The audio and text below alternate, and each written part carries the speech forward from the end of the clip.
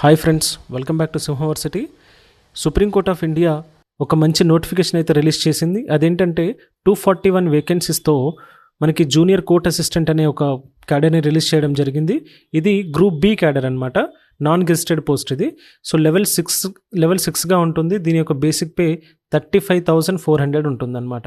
So approximate gross final gross ఎంత ఉంటుందంటే 72,040 rupees per month వస్తుంది. అండ్ దీని యొక్క గ్రేడ్ పే వచ్చేసి 4,200.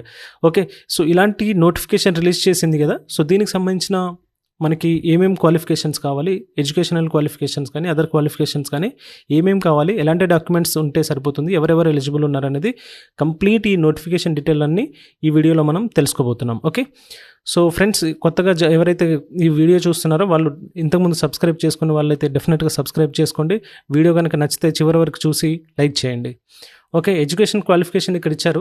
బ్యాచిలర్స్ డిగ్రీ అన్నారనమాట. ఇక్కడ ఎనీ డిగ్రీ అక్కడ అప్లై చేసుకోవచ్చు. కాకపోతే ఇక్కడ ఒక చిన్న కండిషన్ ఏంటంటే minimum speed of 35 words per minute in English. టైపింగ్లో మనకి కంప్యూటర్ టైపింగ్ అనేది కంపల్సరీ రావాలి ఇంగ్లీష్ లాంగ్వేజ్లో. And knowledge of computer operation అనేది కంపల్సరీ ఉండాలి. ఇది ఎసెన్షియల్ మెయిన్ క్వాలిఫికేషన్ సంబంధించింది. ఆ తర్వాత ఇక్కడ ఏజ్ రిక్వైర్మెంట్ ఇచ్చారు. ఇది అఫీషియల్ డాక్యుమెంట్ అనమాట, సుప్రీంకోర్టు రిలీజ్ చేసిన డాక్యుమెంట్ ఇది. దాని నుంచి నేను కంప్లీట్గా చెప్తున్నాను. అండ్ ఇక్కడ ఏజ్ రిక్వైర్మెంట్ వచ్చేసి 18 years నుంచి 30 years వరకు. ఓకే, 18 years నుంచి 30 years వరకు ఉంటుంది. ఆ తర్వాత ఏజ్ రిలాక్సేషన్ అనేది కూడా మనకి ఏదైతే మిగతా ఎగ్జామ్స్కి ఉంటుందో 5 years కానీ అలాంటివి అన్నిటికీ ఉంటుంది. ఇక్కడ SC, ST, BC, OBC and extent government rules ప్రకారంగా ఏవైతే డిఫరెంట్ ఏబుల్డ్ పర్సన్స్ ఉన్నారో వాళ్ళకి ఏ విధంగా అయితే గవర్నమెంట్ రూల్స్ ఉన్నాయో సేమ్ ఇక్కడ కూడా అప్లై అవుతుంది. ఓకే, ఇక్కడ అప్పర్ ఏజ్ లిమిట్ అనేది ఎవరికి లేదంటే రిజిస్ట్రీ ఆఫ్ ఎవరైతే candidates of the registry of సుప్రీంకోర్టులో ఉన్నారో వాళ్ళకి అప్పర్ ఏజ్ లిమిట్ అయితే ఉండదు. మినిమం ఏజ్ అయితే కంపల్సరీగా 18 years ఉంటుంది. ఇక్కడ నో ఏజ్ రిలాక్సేషన్ ఉంటుంది. ఇక్కడ ఏజ్ రిలాక్సేషన్ ఎవరికి ఉండదు. ఎవరైతే ఆల్రెడీ వర్కింగ్ ఇన్ గవర్నమెంట్ డిపార్ట్మెంట్స్లో పనిచేస్తున్నారో వాళ్ళకి మాత్రం ఇక్కడ ఉండదు. సో ఇక్కడ రిజర్వేషన్ చెప్పుకున్నట్టుగా గవర్నమెంట్ ఏదైతే మనకి మిగతా ఎగ్జామ్స్కి ఎలా ఉంటుందో సేమ్ ఏజ్ రిలాక్సేషన్ అనేది ఇక్కడ జరుగుతుంది. స్కీమ్ ఆఫ్ ఎగ్జామినేషన్ చూస్తే కనుక ఇక్కడ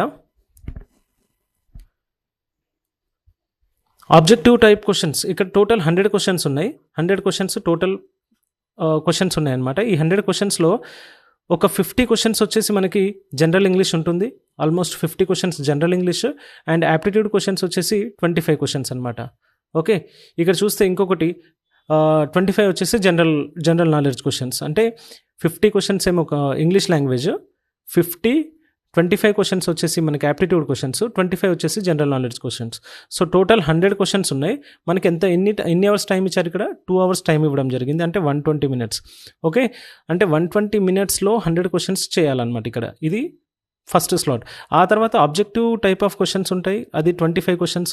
కంప్యూటర్ నాలెడ్జ్కి సంబంధించిన క్వశ్చన్స్ అందులో ఉంటాయి. ఓకే, సో ఈ టెస్ట్ 1, 2 ఏదైతే ఉందో అది కంప్లీట్గా 2 hours, అంటే ఇక్కడ చూస్తే కనుక +25 ఇక్కడ 125 questions-ని 120 minutesలో చేయడం జరుగుతుంది ఇక్కడ.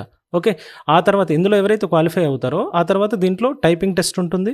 ఆ టైపింగ్ టెస్ట్ ఏంటంటే ఇక్కడ మినిమం స్పీడ్ వచ్చేసి 35 words per minute ఉంటుంది. మిస్టేక్స్ ఏం అలౌడ్ చేస్తున్నారంటే అప్ టు 3% అనేది టోటల్ వర్డ్స్లో మనకి మిస్టేక్స్ 3% అనేది అలౌ చేస్తున్నారు. దీనికి టైం ఎంత కేటాయించారంటే 10 minutes ఉంటుందన్నమాట ఇది.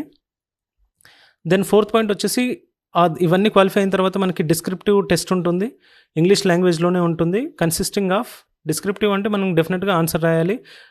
కాంప్రహెన్షన్ ప్యాసేజ్ ఉంటుంది, ప్రిసైజ్ రైటింగ్ ఉంటుంది, ఎస్ఏ రైటింగ్ ఉంటుంది అనమాట. దీనికి 2 hours కేటాయించడం జరిగింది. ఓకే, 2 hours ఇవన్నీ మనం రాయాలి. ఇక్కడ మార్క్స్ ఏం అలర్ట్ చేయలేదు, అంటే దేనికి ఎన్ని మార్క్స్ ఉన్నాయని ఏం చెప్పలేదు ఇక్కడ.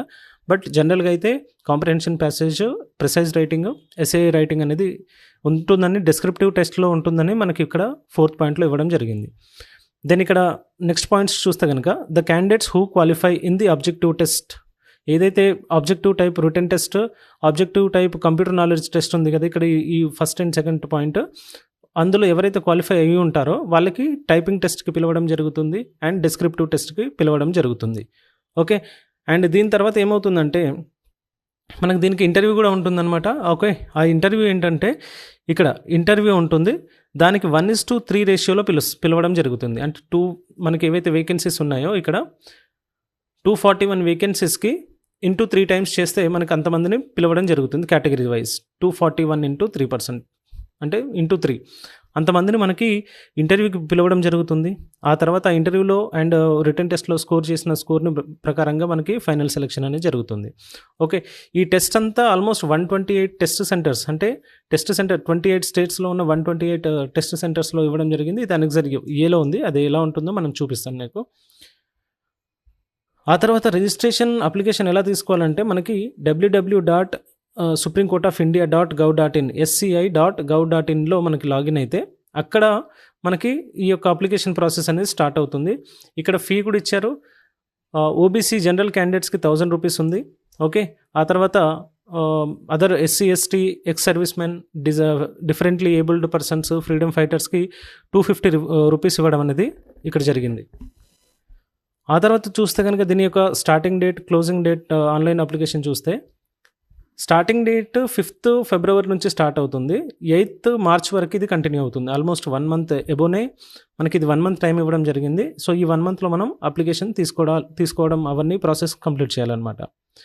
ఆ తర్వాత జనరల్ ఇన్స్ట్రక్షన్స్ అయితే ఇక్కడ చూస్తే కనుక కొన్ని స్కాన్ కాపీ అడిగారు, ఫోటోగ్రాఫ్, సిగ్నేచర్ అండ్ కొన్ని వాళ్ళకి సంబంధించిన డాక్యుమెంట్స్ ఏవైతే కావాలో ఆ డాక్యుమెంట్స్ అన్నీ మనం రెడీ చేసుకొని పెట్టేసుకోవాలి. నేను నెక్స్ట్ వీడియోలో ఏం చేస్తానంటే ఇలాంటి సేమ్ ఇది అప్లికేషన్ ప్రాసెస్ ఎలా ఉంటుంది, ఏమేమి డాక్యుమెంట్స్ అడుగుతున్నారు అనేది క్లియర్ కట్గా మీకు నెక్స్ట్ వీడియోలో స్టెప్ బై స్టెప్ ప్రాసెస్ అనేది ఎక్స్ప్లెయిన్ చేయడం జరుగుతుంది. ఇక్కడ మనకి టెస్ట్ అనెక్సర్ ఏ అన్నాను కదా ఇంతకుముందు, ఆ అనెక్సర్ ఏలో మనకి సంబంధించిన అంతే తెలుగు రాష్ట్రాలకు సంబంధించిన చూస్తే కనుక ఇక్కడ ఆంధ్రప్రదేశ్లో అనంతపూర్, గుంటూరు, కర్నూలు, నెల్లూరు, రాజమండ్రి, తిరుపతి, విజయవాడ, విశాఖపట్నం ఇచ్చారు. అదే తెలంగాణకు వచ్చేసరికి హైదరాబాద్, కరీంనగర్, వరంగల్ ఇవి టెస్ట్ సెంటర్స్ అనమాట. ఓకే. ఈ ఏరియాలలో ఈ సెంటర్స్లలో మాత్రమే మనకి టెస్టులు అనేది జరగడం జరుగుతుంది. ఓకే. ఇది ఫ్రెండ్స్, ఇది సుప్రీంకోర్ట్ ఆఫ్ ఇండియా సంబంధించిన జూనియర్ కోర్ట్ అసిస్టెంట్ సంబంధించింది. ఇది చాలా మంచి బిగ్ పోస్ట్ అనుకోవాలి. ఎందుకంటే ఇది ఆల్మోస్ట్ శాలరీ చూస్తే కనుక 72,040 అండ్ లెవెల్ 6లో ఉంది. ఇది group B non gazetted category. So డెఫినెట్గా మనకి ఇలాంటి మంచి ఆపర్చునిటీ మిస్ చేసుకోవద్దు. సిలబస్ కూడా చాలా లిమిటెడ్గానే ఉంటుంది. సో ఎలాంటి వరీ అవ్వాల్సిన అవసరం లేదు. సో వీడియో నచ్చింది కదా, ఇలాంటి వీడియోల కోసం సబ్స్క్రైబ్ చేసుకొని లైక్ చేయండి. అండ్ డెఫినెట్గా నెక్స్ట్ వీడియోతో మళ్ళీ కలుద్దాం. Until then take care, bye bye.